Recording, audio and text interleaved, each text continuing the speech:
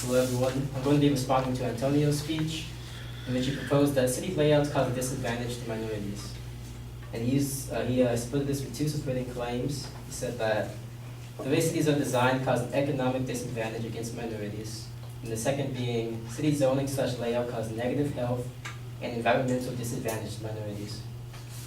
So just to remind you guys of the general idea, that was Antonio's speech. He used redlining.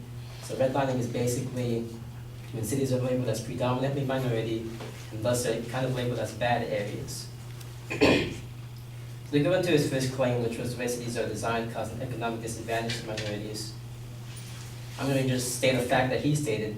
He searched the Public Policy Institute of California, and he said that for public schools, for the funding, 52% of their funding comes from property taxes. I don't know if it was a misread or perhaps just a bad paraphrase, but the site explicitly states when I checked it that California public schools receive funding from three sources: the state, 57%, property taxes and other local sources, 29%, and the federal government, 14%.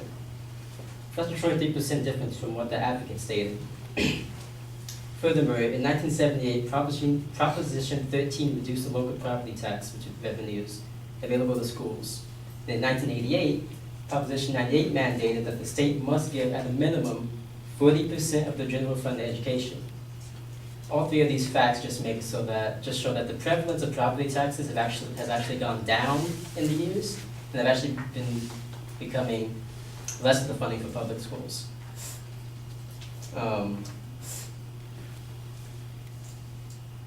You may be thinking that 29% is still a substantial amount, and that his claim may still stand, but I just propose to you this. In his evidence, he used one state out of 50, and I don't feel it's sufficient in order to prove his claim at all.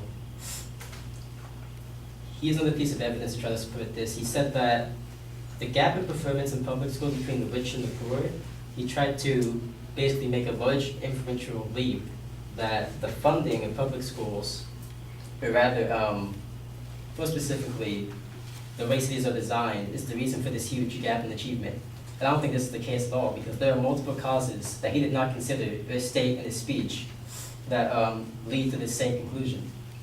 So he sourced an article from Sean Reardon, who is a professor of education at Stanford, and in that very article, he lists 4 possibilities for why this is happening. One of them is that family investment patterns have changed differentially during the last half-century, so that high-income families now invest relatively more time and resources in their children's cognitive development. What he exactly means by this is that as test taking has become more relevant in schools, families with higher incomes have basically put money and resources into their child's mental stability to prepare them for tests and such like that. That's just one of the examples he used. The second one he used is that essentially what he said is that high-income families in general will have more resources to give their children than low-income families. Those are just 2 examples as to why that gap is there besides his claim. At the end of the article, Sean even states that the forces at work behind the rising income achievement gap is likely complex and interconnected.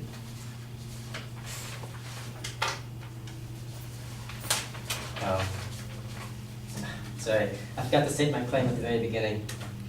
The claim for my response to his was that city designs have little economic influence on minorities. Sorry about that. Okay, for the second claim, he said that city zoning / layout cause negative health and environmental disadvantages to minorities. And I reply that city zoning has no effect on the health and environmental disadvantages for minorities.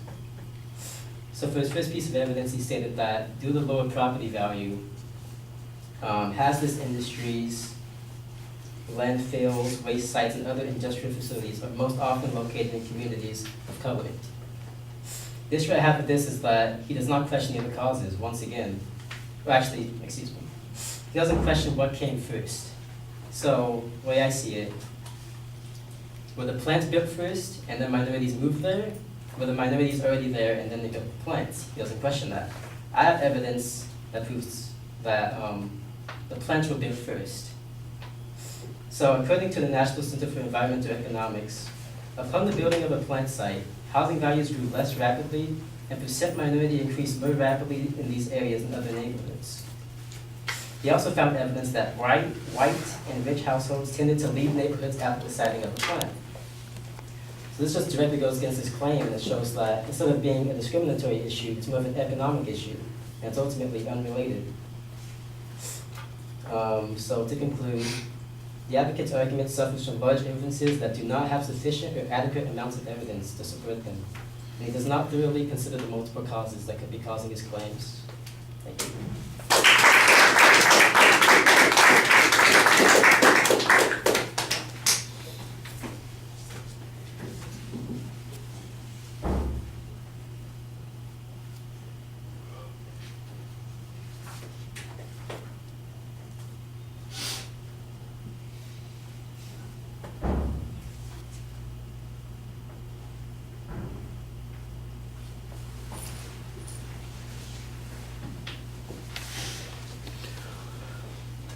All right, Justin, at the beginning, I think you laid out the advocate's claims pretty clearly. When you got to the argument that you were making, I think you recognized that you hadn't had a very clear claim at the beginning of the argument. You kind of went right into what your issues were. I could kind of see where it was going. I mean, I was understanding everything that you're saying, where you were headed, and I appreciated that when you got to kind of the end point of that, you said, so basically what this means is this, and that's a response to the first claim. That's a good recovery in that situation when you have that kind of, I don't want to say it's a mistake, it's just when you overlook something like that helps clarify things, and I think that's a good way to address it.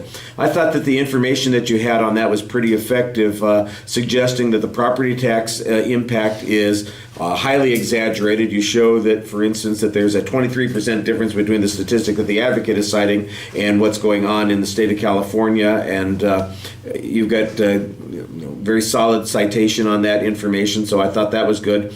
I also like the follow-ups that you made, especially on California, about how we have redirected funds to the schools for these specific purposes, and so this relationship has less and less to do with where people live and more to do with what the total resources available are. And then you kind of do make an argument that says he's overgeneralizing because it's the 1 out of 50 kind of thing. I think that's okay, although I think in your situation that's benefiting you in the long run because that's where all of your data comes from. The gap in performance you then suggest is a result of multiple causes, which I think is a good counterclaim on this particular point. It was a little unclear to me. It sounded like what you were saying was that the evidence that you cited is the same source that the advocate used. Okay.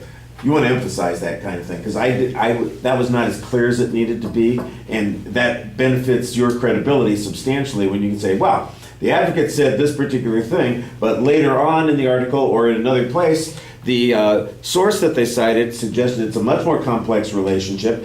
Here are two factors that the advocate didn't really include in their analysis, and their own source says these are the things that are most likely to account for this, or that make it a more complex thing than for us to understand. And that's basically the argument that you're making. I just think you could get a little bit extra out of it if you emphasize that. And some of it might be a little bit of your delivery. I think you have a tendency to kind of, you talk quietly, and sometimes you talk down a little bit. You're turning down. I didn't think you were reading a lot, but sometimes I sound like the public speaking instructor now. You gotta be careful. Point your head up, project out a little bit. And I think that's why I missed that connection that you were talking about. Watch the video and we'll see, and you can kind of listen and see if it's as clear as you think it is, or if maybe I have a legitimate point here. On the second point, I thought you did a very similar kind of thing. There's a good example of that causality argument that we were talking about, which is the cause, which is the effect kind of argument, and I thought you had an interesting presentation there, and you explained it pretty well. And the idea that it's connected to redlining is dismissed out of hand. I think that's pretty good. You could maybe talk about the advocate's evidence on that a little bit more, but your argument I thought was clear. All right, thank you.